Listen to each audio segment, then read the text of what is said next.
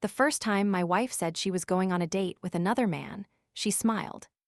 Not the kind of smile you give your husband when you're joking. No, this one had teeth. It was sharp, slow, deliberate. "I'm off on a date," she said casually, slipping on her heels like she was heading to brunch with her friends. Then she looked at me, really looked, and added, "Try not to be too jealous." For a moment, I thought I misheard her.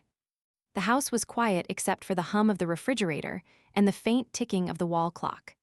Outside, the late California sun stretched shadows across the driveway, golden and warm, completely unaware that something inside this house had just shattered. "Excuse me," I asked, my voice low, controlled. She laughed. Actually laughed. "Oh, relax, Ethan," she said, waving a hand like I was being dramatic. "It's just dinner." "Just dinner." "Just dinner." I stared at her, trying to reconcile the woman standing in front of me with the one I married 7 years ago. Back then, she used to look at me like I was the center of her world. Now I was an inconvenience. "You're going on a date," I repeated slowly, each word tasting like rust in my mouth. "Yes." She picked up her purse, checked her reflection in the hallway mirror, adjusted a strand of her perfectly styled blonde hair. "With someone who actually knows how to have a conversation." That one hit hard. I felt it land somewhere deep in my chest, like a punch I didn't see coming. "And what exactly is that supposed to mean?" I asked. She didn't even turn around. "It means," she said, applying a final touch of lipstick, "you've been boring me to death for the past 2 years." Silence. Thick, heavy, suffocating. 2 years. 2 years she'd been feeling this way, and I was just hearing about it now. I swallowed, forcing myself not to explode. "So instead of talking to me, you decided to cheat." She rolled her eyes, finally facing me again. "Oh, please, don't be so dramatic. It's not cheating if I'm telling you about it." I actually let out a short, humorless laugh. "That's not how that works, Rachel." Her expression hardened. "It is in my world." There it was. The line. The invisible line she had already crossed long before this moment. And somehow, I hadn't seen it. Or maybe I didn't want to. "You don't get to just rewrite the rules of our marriage," I said, stepping closer. "We took vows, remember those?" She shrugged. "People change." "Vows don't." "Then maybe you should have married someone who stays frozen in time." The words stung, but something about her tone, cold, detached, almost bored, hurt more than the insult itself. This wasn't anger. This wasn't a fight. This was indifference. And that scared me more than anything. "Who is he?" I asked. She hesitated. Just for a second. But I caught it. "Does it matter?" she said finally. "Yes," I said firmly, "it matters." She sighed like I was asking for something unreasonable. "His name is Daniel. He's a consultant I met at a networking event last month." Last month. So this wasn't spontaneous. This was planned. Carefully. Quietly. Behind my back. "And you've been seeing him," I pressed. "Not really," she said, tilting her head. "We've been talking. Tonight is our first real date." I felt something inside me crack. Not break. Cracked. Like a fault line splitting open. "And you think that's okay?" I asked, my voice barely above a whisper now. She walked past me toward the door. "I think," she said, grabbing her keys, "you need to stop acting like you own me." Own her? Was that what she thought this was? "Rachel," I said, turning toward her, "this isn't about ownership. This is about respect, about commitment, about control," she cut in sharply. "That's what it's always been with you." I froze. "Control? Are you serious right now?" I asked. "Dead serious." She opened the door, letting in a rush of cool evening air. "You control everything, Ethan. The finances, the decisions, the structure of our lives. I'm just existing in it." "That's not true," I said immediately. "We built this life together." "Did we?" she shot back. The question hung in the air like a loaded gun. I didn't answer. Because for the first time, I wasn't sure. She smirked again, that same sharp, cutting smile, and stepped outside. I'll be back late, she said. Don't wait up. And just like that, she was gone. The door clicked shut behind her. And the silence that followed. It was deafening. I stood there for what felt like hours, staring at the door like it might open again, like she might walk back in and say this was all some twisted joke. But it didn't. She didn't. Eventually, I moved. Slowly. Mechanically. I walked into the living room and sank onto the couch, my mind racing, replaying every word, every glance, every subtle shift in her tone over the past few months. How did I miss this? How did things get this bad? I thought about the late nights she'd been working, the sudden interest in dressing up more, the way she'd started guarding her phone, the emotional distance, the coldness, the lack of everything. All the signs were there. I just ignored them. Because I trusted her. Because I loved her. Because I believed in us. And now I was sitting alone in a house that suddenly didn't feel like mine anymore, while my wife was out on a date with another man. I clenched my fists, my jaw tightening as a wave of anger surged through me. Not just at her. At myself. For being blind. For being complacent. For letting things get to this point. But beneath the anger, there was something else. Something colder. Something sharper. Something that didn't feel like heartbreak. It felt like clarity. And clarity can be dangerous. Because once you see things for what they really are, you can't unsee them. I leaned back against the couch, staring up at the ceiling as a slow, deliberate thought began to form in my mind. If she thought she could walk all over me. If she thought I'd just sit here and take it. If she thought I was weak. Then she was about to learn just how wrong she was. Because this wasn't the end of our story. Not even close. This was just the beginning. And by the time I was done, she wouldn't be the one smirking. Not anymore. I didn't move for a long time after she left.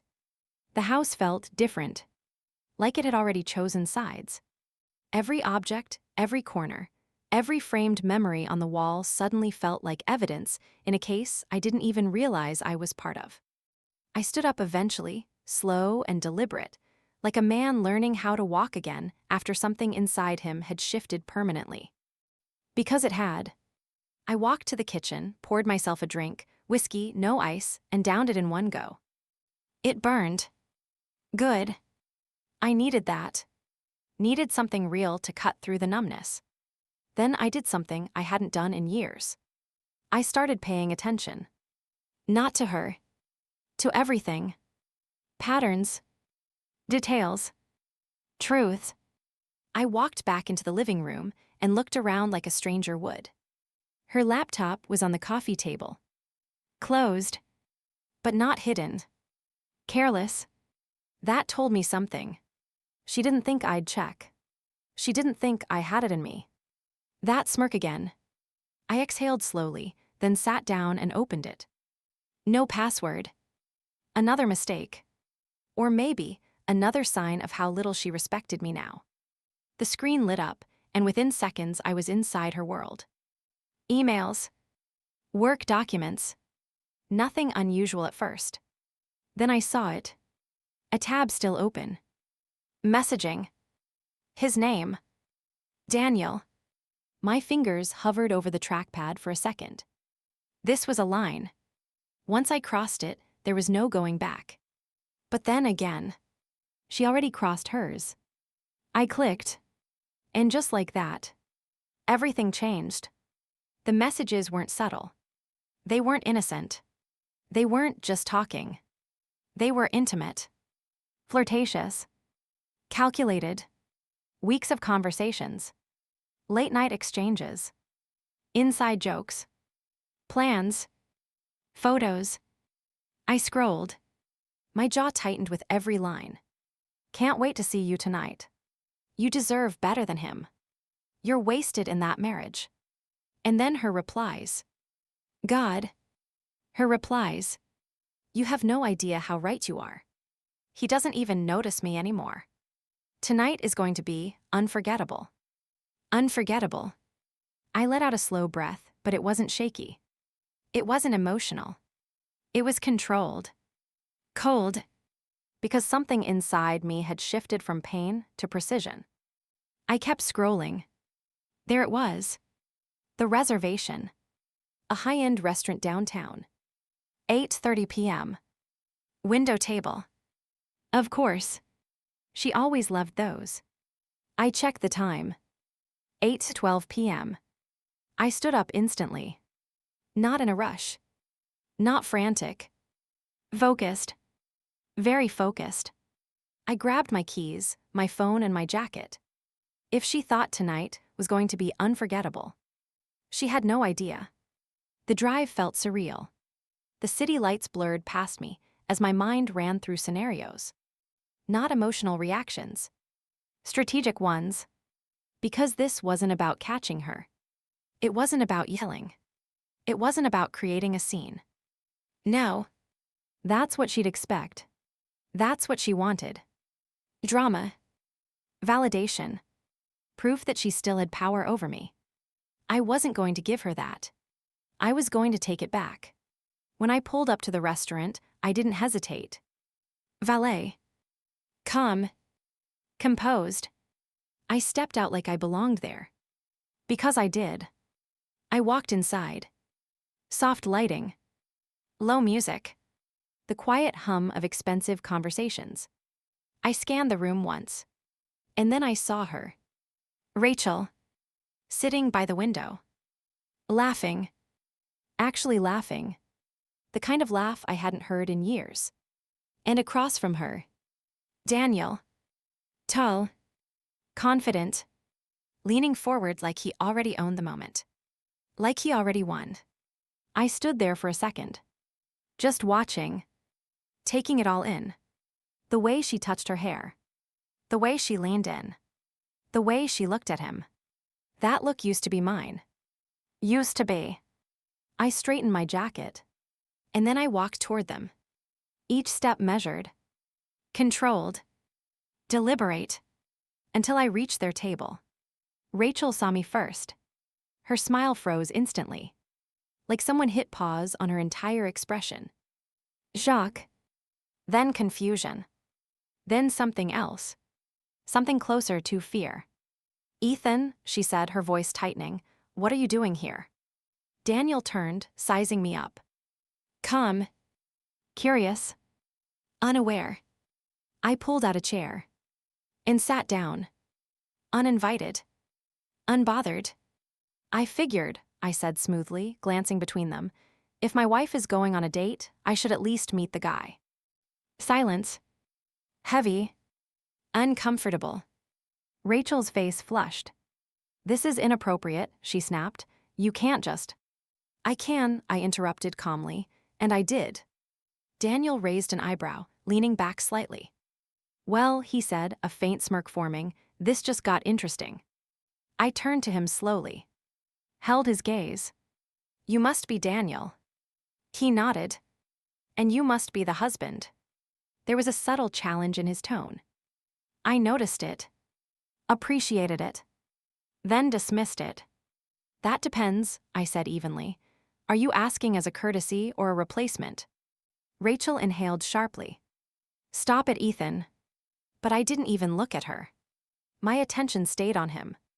Because this wasn't about her right now. This was about understanding the man who thought he could step into my life. Daniel chuckled lightly. I didn't realize there was a competition. There isn't, I replied. Competitions imply equal footing. That landed. I saw it in his eyes. Just a flicker. But enough. Rachel slammed her hand lightly on the table. Enough, both of you. Now I looked at her. Really looked at her. And for the first time that night, I didn't feel hurt. I didn't feel anger. I felt distance. Like I was already moving on, while she was still playing a game she didn't understand. You wanted this, I said quietly, didn't you? She blinked. What? The tension, the drama, the reaction. I leaned in slightly. You wanted me to lose control. Her lips parted, but no words came out. Because she knew. She knew I was right. I leaned back again, completely at ease. But here's the thing, I continued. I'm not here to fight for someone who already walked away. That changed everything. Her expression shifted instantly. That confidence, that smirk, gone, replaced with something raw, something uncertain. Ethan, she said softly. But I was already standing. I reached into my jacket, pulled out my wallet, and placed a few bills on the table. For the inconvenience, I said calmly. Then I looked at Daniel one last time. Take good care of her, I added, a faint, unreadable smile forming. You're inheriting more than you think. He frowned slightly. Didn't understand. Not yet. But he would. Oh, he would. Then I turned and walked away. No hesitation. No looking back. Because the truth was, the moment I saw her sitting there with him, I realized something. I hadn't lost anything. I'd been released. And now the real story begins. Because Rachel thought she was stepping into something exciting. But she had no idea what she just set in motion. And Daniel, he thought he was winning. But some victories come with consequences you don't see coming. As I stepped out into the cool night air, I pulled out my phone and made one call. Yeah, I said calmly when the line connected. It's time. A pause. Then a response. You sure? I looked back at the restaurant for just a second. At the life I was leaving behind. Then forward. At everything that was about to change. I've never been more sure, I said. And then I hung up. Because this wasn't about revenge anymore.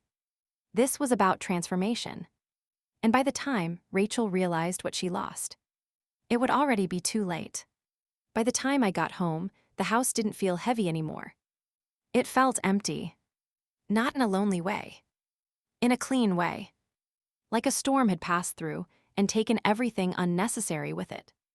I loosened my collar, walked straight to my office, and turned on the lights. This room. This was where the real version of me lived. Not the husband Rachel had grown bored of. Not the man she thought she understood. No. This was where I built things. Quietly. Strategically. Relentlessly. I sat down at my desk, opened my laptop, and pulled up a file I hadn't touched in months. A company restructure plan. One Rachel didn't even know existed.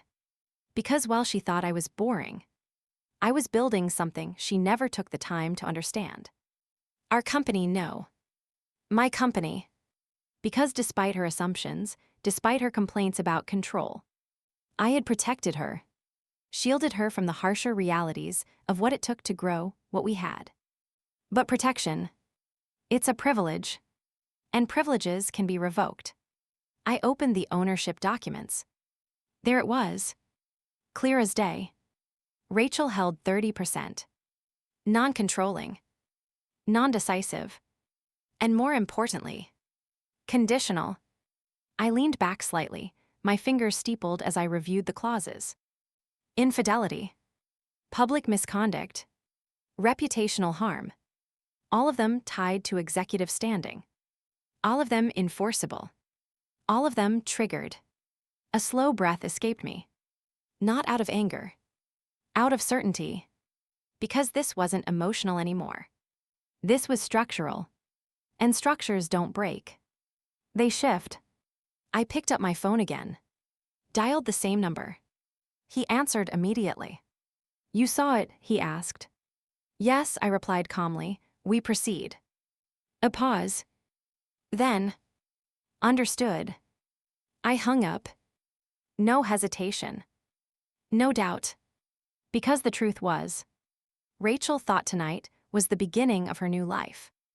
But in reality, it was the final move of her old one. 3 days later, Rachel walked into the house like nothing had happened. Same heels. Same confidence. Same arrogance. But something was off. Subtle. Barely noticeable.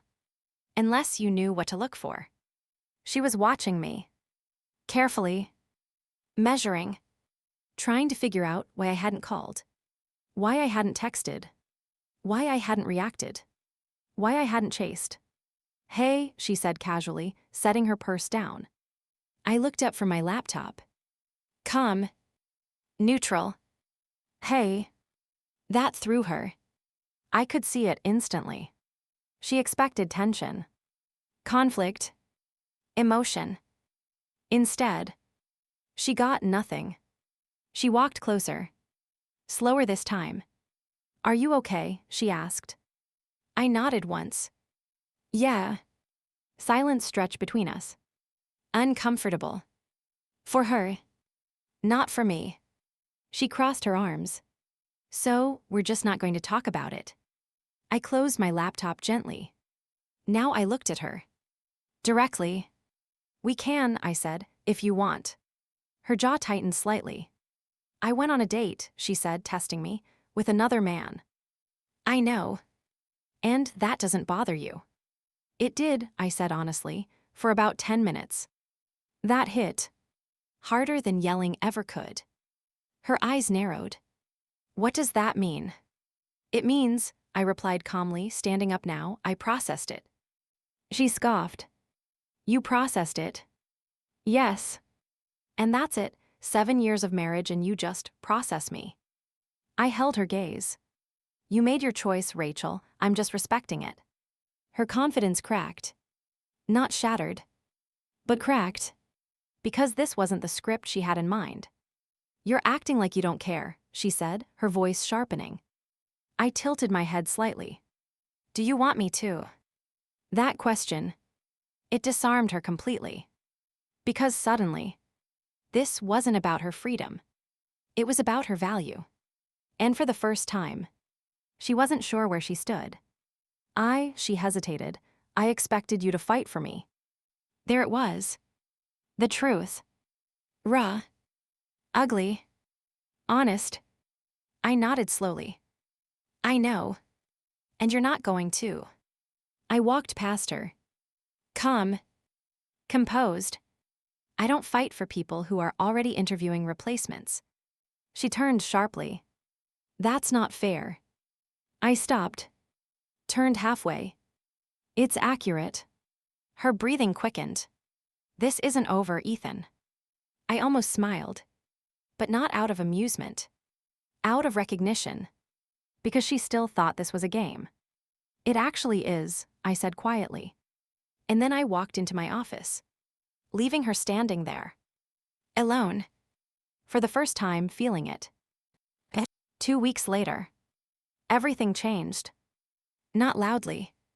Not dramatically. Systematically. Rachel was called into a board meeting.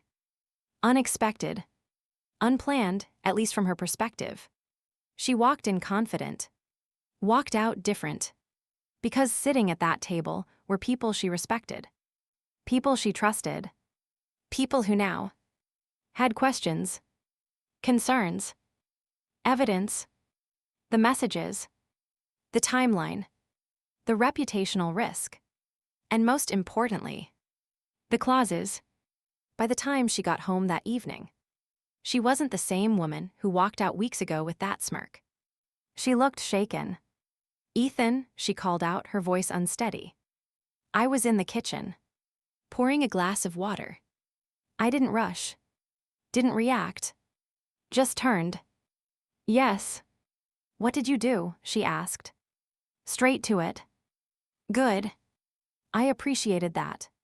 "I made adjustments," I said calmly. Her eyes filled with something between anger and panic. "They're forcing me out of my position." I nodded. "I know." "You knew," her voice cracked. "You planned this." I took a sip of water. Set the glass down. I protected what I built. Her hands trembled slightly. "This is because of Daniel." "No," I said, "this is because of you." Tears welled in her eyes. "You're ruining my life." I looked at her for a long moment. Really looked.